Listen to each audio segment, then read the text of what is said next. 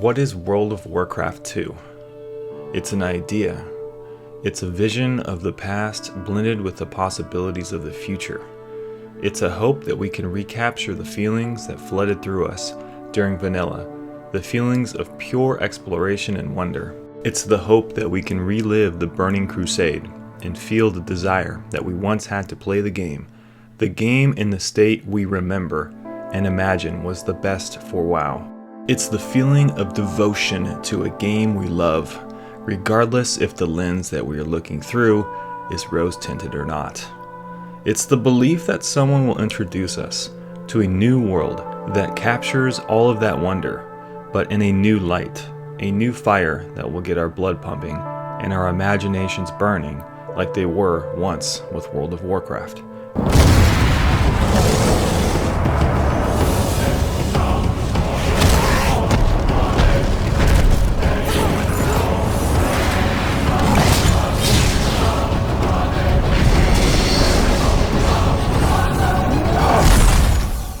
We do not want World of Warcraft 2.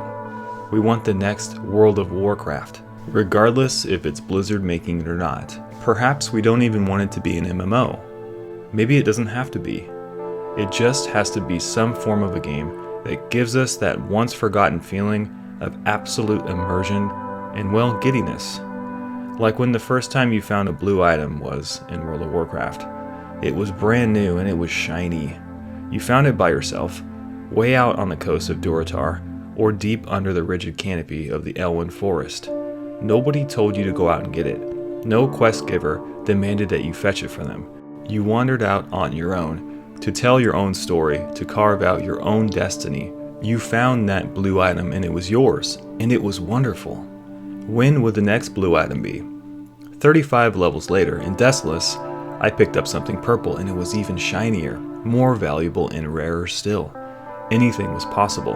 The greatest part of this experience was that destiny, that journey, was a giant unknown, like walking through the door into a home that you've never been. Anything could be around that door, that corner, or beyond that window. All you had to do was wipe away the dust from the seal and peer out into that unknown.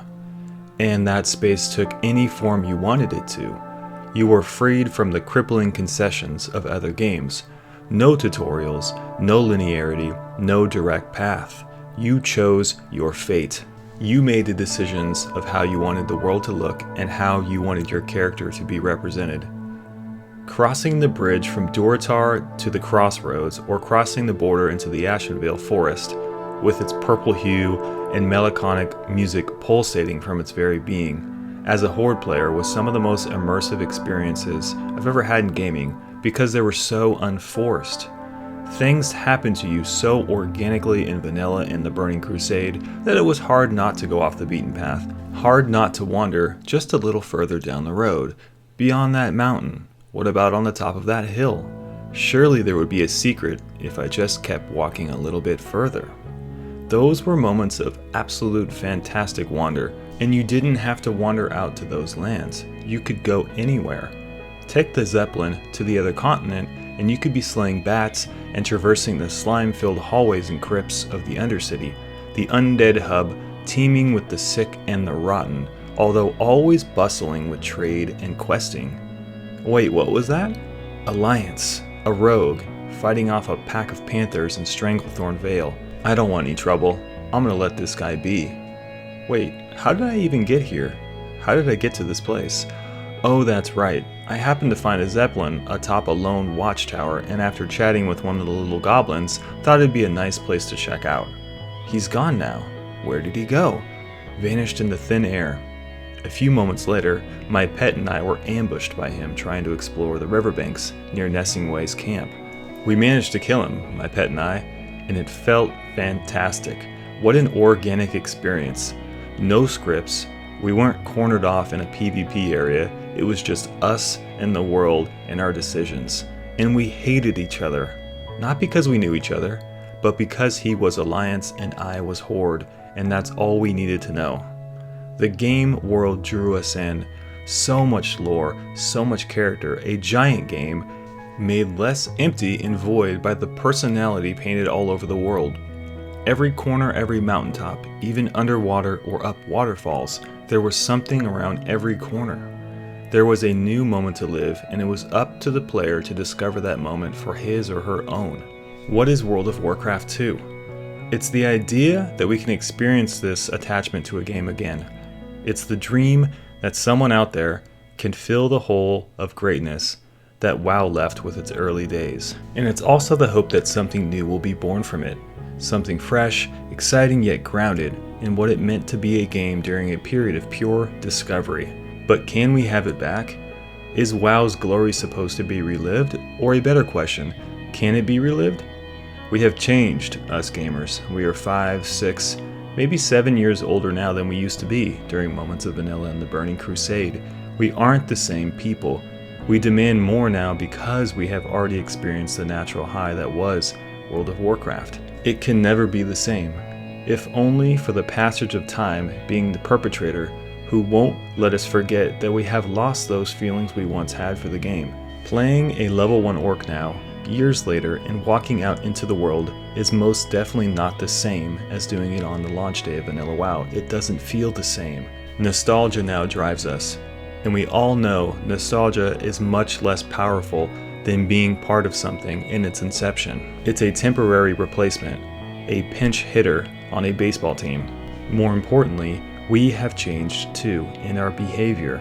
Some of us are more intolerant of exploration, more keen on having a game shepherd us through the paces of the game, letting the developers craft their journey and only being a passerby. And there's nothing wrong with that, it's just because we've changed. The rest of us want World of Warcraft 2 to be a reflection of what it used to be, but it needs to be new, fresh, and not reminiscent of the experience we once had. Human beings are progressive creatures. We always want to keep moving forward by instinct.